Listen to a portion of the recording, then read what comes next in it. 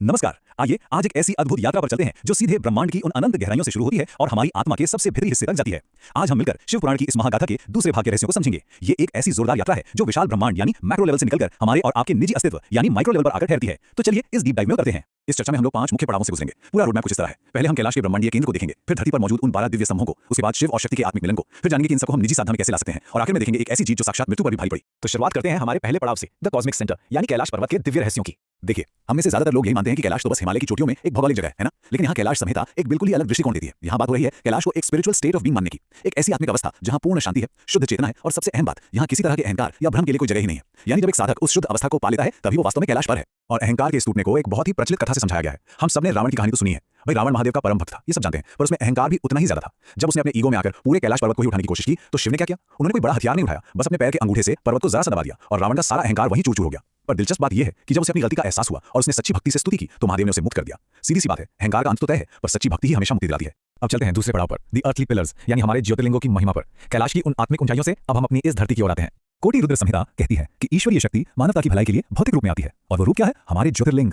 धरती पर कुल 12 ऐसे प्रमुख स्थान हैं, पर ध्यान दीजिए, इन्हें सिर्फ आम मंदिर या पत्थर की मूर्त मत समझिएगा। ये तो अनंत प्रकाश के ऐसे स्तंभ हैं जो सीधे स्वर्ग को हमारी धरती से जोड़ते हैं।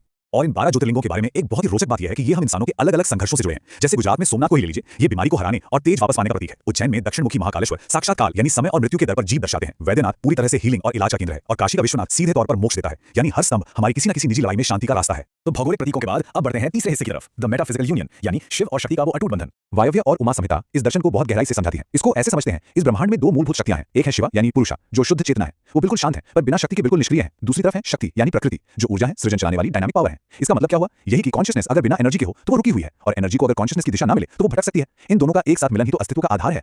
और भाई, इस पूरे दर्शन का सबसे सटीक, सबसे सुंदर प्रतीक है अर्धनारीश्वर स्वरूप। ये आधा पुरुष और आधी स्त्री का रूप इस बात को पूरी तरह क्लियर कर देता है कि ब्रह्मांड में बैलेंस तभी आएगा जब विरोधी लगने वाली शक्तियां एक साथ आ जाएं। एक के बिना दूसरा सिर्फ अधूरा ही नहीं बल्कि असंभव है। तो अब जब हमने इस विशाल कॉस्मिक फिलॉसफी को समझ लिया तो सवाल ये उठता है कि हम इसे अपने प्रैक्टिकल जीवन में कैसे उतारें। और ये हमें ले जाता है चौथे पड़ाव पर, द पर्सनल प्रैक्टिस, जहां हम रुद्राक्ष और भस्म की ताकत को देखेंगे। शिव पुराण में रुद्राक्ष को महादेव के पवित्र आंसुओं के रूप में देखा गया है, पर यहाँ हर मुखी रुद्राक्ष का अपना एक अलग प्रयोजन है। जैसे एक मुखी सीधा प्योर कॉन्शियसनेस और मोक्ष के लिए है, 5 मुखी एक आम इंसान के स्वास्थ्य और कल्याण के लिए बहुत अच्छा माना जाता है, 11 मुखी हनुमान जी से जुड़ा है जो हमें साहस और जीत देता है, वहीं 14 मुखी हमारी इंट्यूशन को जगाकर अंदर के हर डर को खत्म कर देता है। ये छोटे छोटे बीज दरअसल इस विशाल ऊर्जा को चैनल करने के जबरदस्त टूल्स हैं। साधना का एक और बड़ा ही सोबरिंग हिस्सा है भस्मा यानी पवित्र राख। भस्मा साधक को हमेशा जमीन से जोड़े रहती है। ये दर्शाती है कि ये भौतिक शरीर इम्पर्मेनेंट है, आज है कल राख बन जाएगा।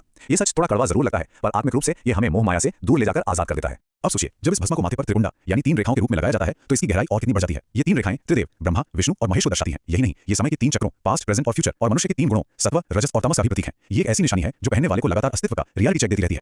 और अब आखिर में हम पहुंचते हैं इस चर्चा के सबसे रोमांचक, सबसे आखिरी पड़ाव पर, द अल्टीमेट ट्रायम्फ, ऋषि मार्कंडेय की